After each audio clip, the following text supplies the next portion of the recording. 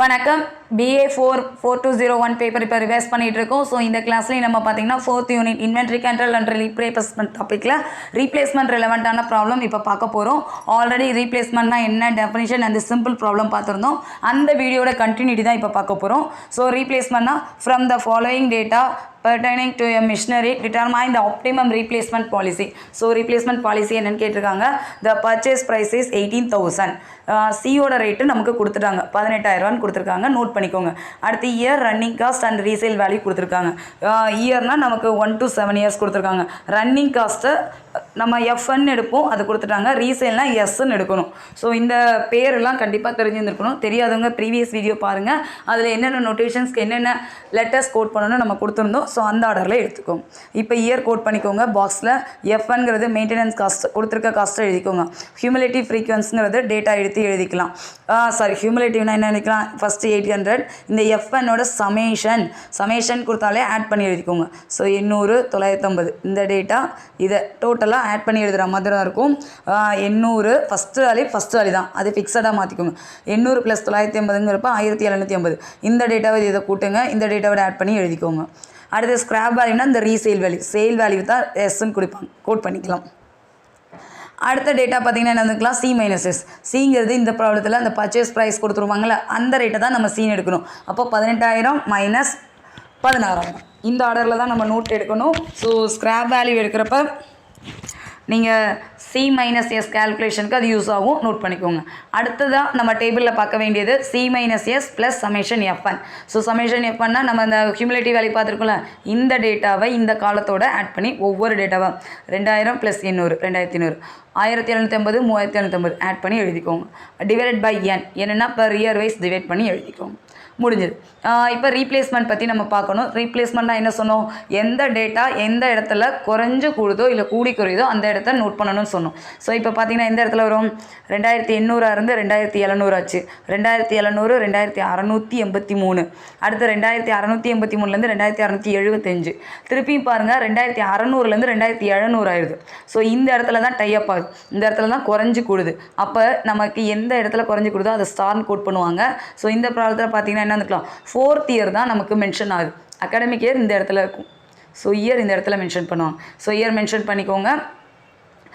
The last column is obtained by dividing 1 2 3. From the column we see the lowest total cost is minimum corresponding to 4th year. எந்த இயரை நம்ம mention பண்ணுறோமோ அதை கீழே highlight பண்ணி காட்டுங்க.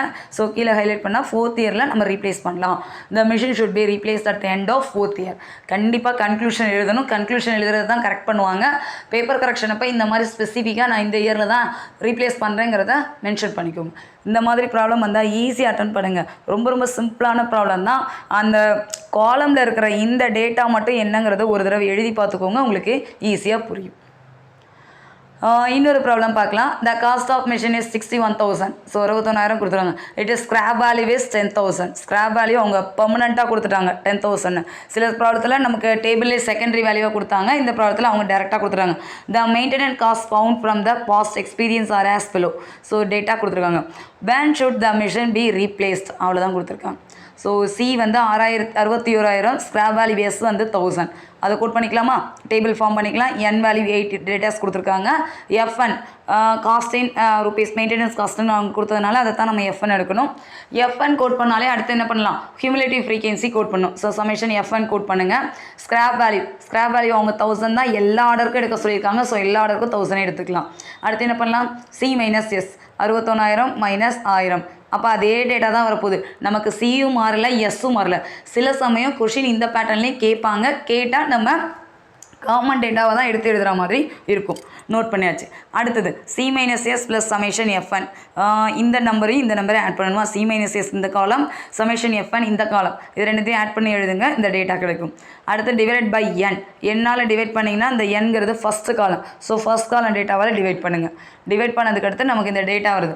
இப்போ ரீப்ளேஸ்மெண்ட் எந்த அகாடமிக் இயர்லங்கிறத நம்ம செக் பண்ணணும். ஸோ எந்த இயரில் நான் ரீப்ளேஸ் பண்ணால் எனக்கு கரெக்டாக ப்ராஃபிட் கிடைக்கும், இல்லை எப்போ நான் ரீப்ளேஸ் பண்ணலாம் அப்படிங்கிறதான் இப்போ நம்ம கால்குலேஷன் பார்க்க போகிறோம். ஸோ 61,000 31,000 ஆச்சு. 31 22 22 ஆக்சுவலி இது 0 வராது. 18 அடுத்து 16 16ங்கிறது 15 15 அடுத்து 16.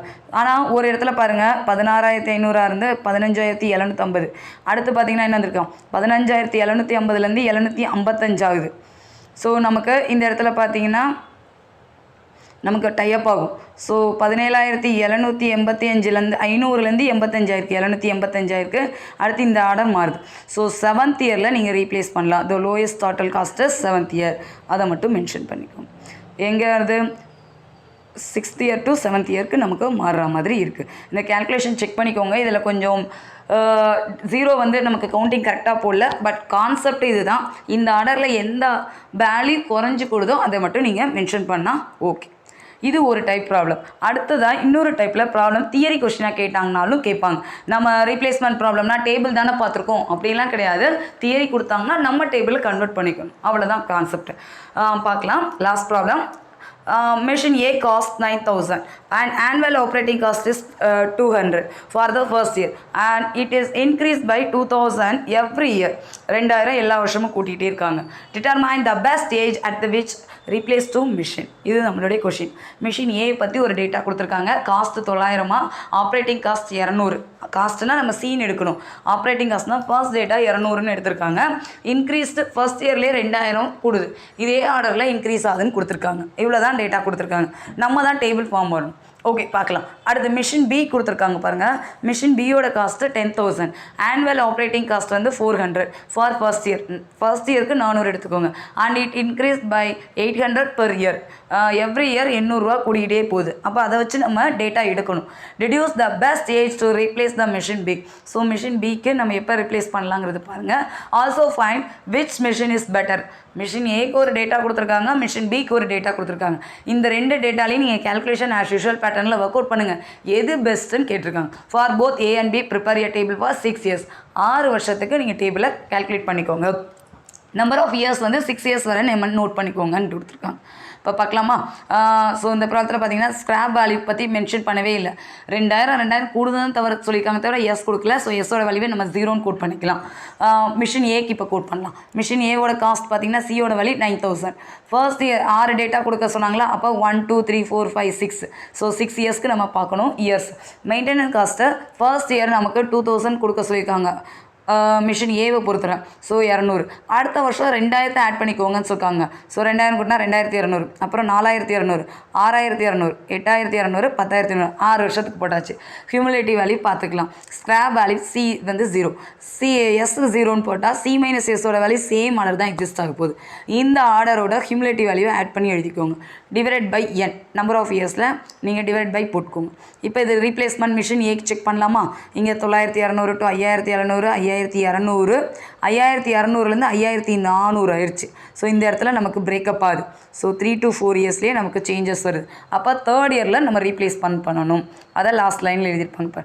Machine A replace at the end of third year. So இதுதான் ரொம்ப முக்கியம்.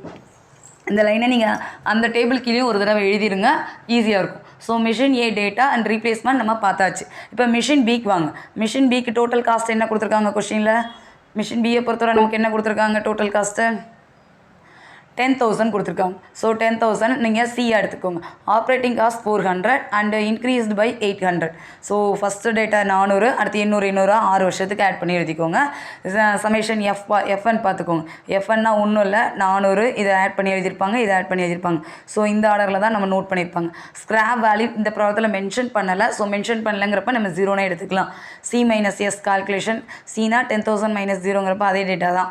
அடுத்து C minus S plus summation F N 10,000 plus 400, 10,000 plus 1,200. இந்த டேட்டாவை ஆட் பண்ணி எழுதிக்கோங்க. ஸோ இந்த தேர்ட் அண்ட் ஃபிஃப்த்து காலத்தை ஆட் பண்ணி எழுதினா நமக்கு இந்த காலம் வரும். ஒவ்வொரு ஆர்டரையும் கொஞ்சம் நிதானமாக எழுதுங்க. இந்த ப்ராப்ளம் அட்டன் பண்ணுறீங்கன்னு நீங்கள் சூஸ் பண்ணிட்டீங்கன்னா ஈஸியாக அட்டன் பண்ணுங்கள். பட் டேபிள் கரெக்டாக இருக்கும். அடுத்து divide by N. So N number of இயர்ஸால் டிவைட் பண்ணுங்கள். இப்போ இதில் ரீப்ளேஸ்மெண்ட் பார்த்தீங்கன்னா 10,400, அதுலேருந்து 5,800, 4,500, 4,100, 4,000. திருப்பியும் பாருங்கள் 4,000லேருந்து 4,066 இன்க்ரீஸ் ஆகுது. அப்போ இந்த இடத்துல தான் நமக்கு டைப் ஆகுது. அப்போ 5th இயரில் தான் நம்ம மிஷின் பியை நம்ம ரீப்ளேஸ் பண்ணுற மாதிரி இருக்கும். Machine B has to replace be at the end of 5th year. So machine ஏக்கு தனியாக பார்த்தாச்சு, மிஷின் பிக்கு தனியாக ரீப்ளேஸ்மெண்ட் இயர் பார்த்தாச்சு. இப்போ அதுக்கடுத்து என்ன கொஷினில் கேட்டிருக்காங்க, விச் ஒன் இஸ் பெட்டர், எது பெஸ்ட்டுன்னு கேட்டிருக்காங்க. அண்டு எந்த மிஷின் தான் நமக்கு ஃபஸ்ட் ப்ரிஃபரன்ஸ் அப்படிங்கிறப்ப மிஷின் ஏ பார்த்திங்கன்னா 3rd இயரில் நமக்கு 5200 காஸ்ட்டில் நமக்கு ரீப்ளேஸ் ஆகுது. மிஷின் பி பார்த்திங்கன்னா 5 இயர்ஸ் வரை நமக்கு டைம் கொடுத்துருக்காங்க. அப்போ எது தான் பெஸ்ட்டு, மிஷின் பி தான் பெஸ்ட்டு. மிஷின் பி நம்ம கையில் 5 இயர்ஸ் இருக்கிற மாதிரி கொடுத்துருக்காங்க. Machine B is better because the lowest cost. இது பார்த்திங்கன்னா 4000 ரூபா தான் நமக்கு வந்திருக்கு. So ₹4000 compared to machine A. Machine A 3rd இயரில் நமக்கு என்ன இருக்குது, 5200 இருக்குது. ஸோ எந்த அவர் எந்த இயர் எந்த அமௌண்ட்டில் ரீப்ளேஸ் ஆகுதுங்கிறத கம்பேர் பண்ணுங்கள். எது லோயஸ்ட்டு அண்ட் ஹையஸ்ட் இயரில் இருக்கோ அதை நம்ம பெஸ்ட் ஒன் சொல்லலாம். ஸோ 5 இயர்ஸ் எக்ஸிஸ்ட் ஆகிற மிஷின் பி தான் பெஸ்ட்டு அப்படின்னு கேல்குலேஷன் முடிக்கிறாங்க. இந்த மாதிரி ப்ராப்ளமும் கேட்பாங்க. ஸோ இந்த மாதிரி கேட்டால் ரீப்ளேஸ்மெண்ட்டில் என்னடா பேராகிராஃப் அப்படிலாம் நினைக்காதீங்க. கொஷின் நல்லா 1 or 2 டைம் ரீட் பண்ணுங்கள், உங்களுக்கே ஐடியா கிடைக்கும், ஈஸியாக ஒர்க் அவுட் பண்ணலாம். ஏதாவது டவுட் இருந்ததுன்னா kanidapadi@gmail.com மெயில் ஐடிக்கு ஷேர் பண்ணுங்கள், சப்ஸ்கிரைப் பண்ணுங்கள், உங்கள் ஃப்ரெண்ட்ஸ் எல்லாருக்கும் ஷேர் பண்ணுங்கள். எக்ஸாம் ப்ரிப்பேர் பண்ணுறவங்க இந்த யூனிட்டை ப்ரிப்பேர் பண்ணணுமே தான் ஃபாஸ்ட்டாக போஸ்ட் பண்ணுது. ஸோ உங்களுக்கு இது யூஸ்ஃபுல்லாக இருக்கும்னு நினைக்கிறோம். நெக்ஸ்ட் ப்ராப்ளம் நெக்ஸ்ட் வீடியோவில் பார்க்கலாம். All the very best. Thank you.